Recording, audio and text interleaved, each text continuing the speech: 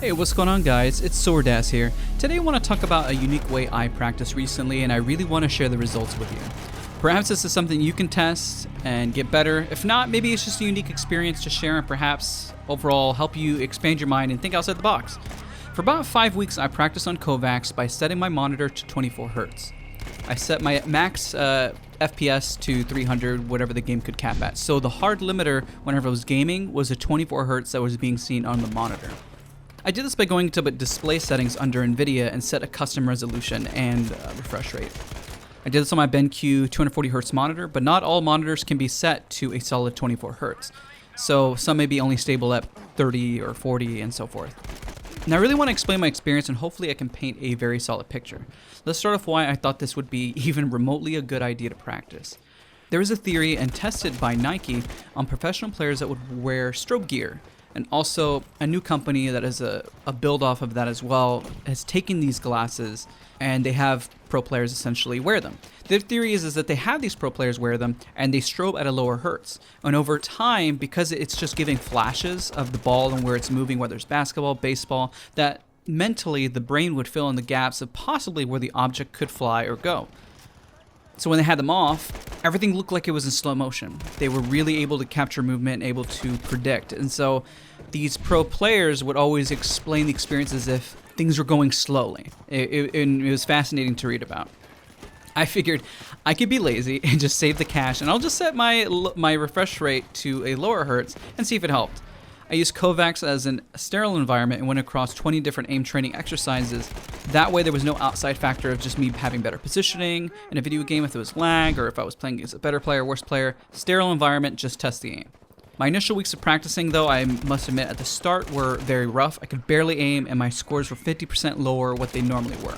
Sometimes it was so overwhelming that it made me feel nauseous just because I went from 240 Hz down to 24 Hz. Then I kept pushing and just kept going with it. I said, you know what, I'm going to stick with it. Over the next few weeks, my aim improved, and over time, I would see my scores start to climb. My focus started to shift on my attention of how I physically held my mouse and where I would predict things were going movement-wise, just to keep things steady so I could land a shot, because it was actually a lot more difficult.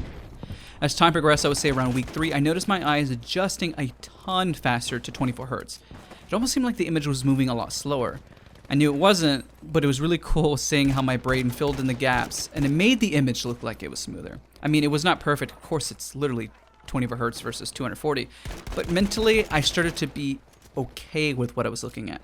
At that point, my scores started to bounce even closer to what they normally were. It wasn't perfect, but they were starting to rise on 24 Hz. From the final last 2 weeks, I also found my scores closing towards my normal score overall. I could not quite achieve the high level score I would at 240 Hz, but it was really close, and sometimes it was just slightly off, maybe like a few percentage points. Kind of depending on the session, of course, and my focus. Here's where things got interesting. After week 5, I decided to go back to 240 Hz and test and score. I did break some of my records, but it was not massive.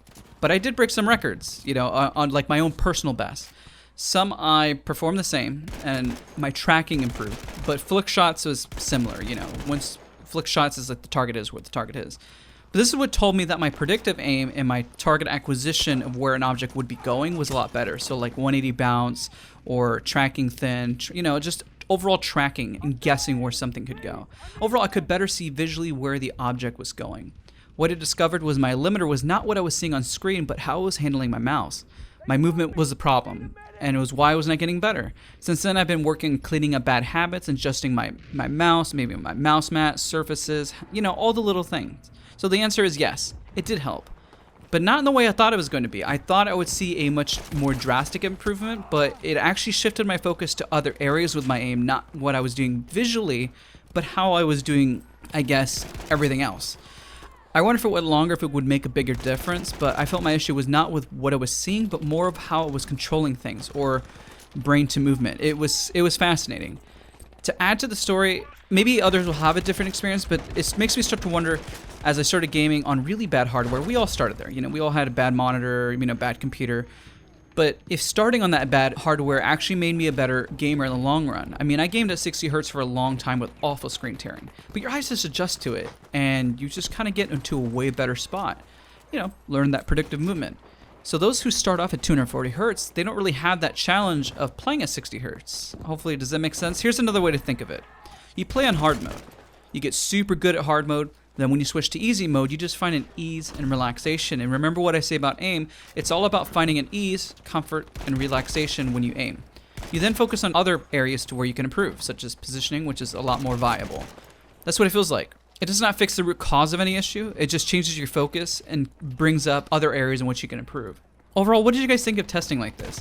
I mean, would you try it? Is it helpful to share this? I hope it helps somebody out there, or even inspire you to practice in more unique ways to push yourself, because that's definitely what it did for me, and hopefully by sharing it, you guys learned something. Either way, thank you guys so much for watching the video, and I'll see you guys next time.